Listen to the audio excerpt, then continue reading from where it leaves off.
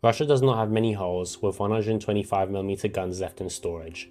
There are about 660 T-72 hulls and 105 T-80 hulls remaining in repairable condition.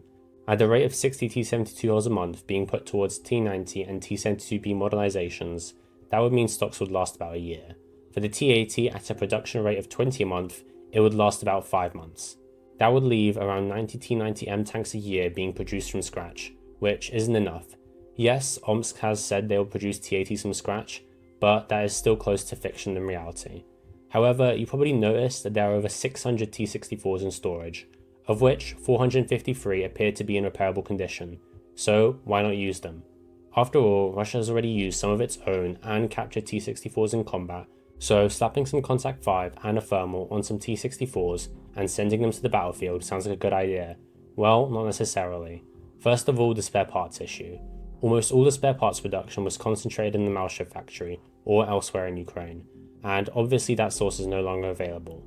Spare parts production would have to be remade from scratch, which is a very expensive process. However, manufacturing the complex 5TDF suitcase engine can be avoided, as countries like Uzbekistan have managed to replace it with a common T-72 V84 engine. An alternative source would be cannibalization of other T-64s, but this source is already being utilized to its fullest. As you can see, here is a collection point for T-64 parts, where they are essentially stripped so that other T-64s can remain in service. And while this alone doesn't kill the idea, the following point does. There are only 453 hulls in decent condition available, so if such modernization is to take place, they would have to invest an enormous amount of money into new spare parts production lines, while only being able to reactivate roughly 400 new hulls, which isn't worth it.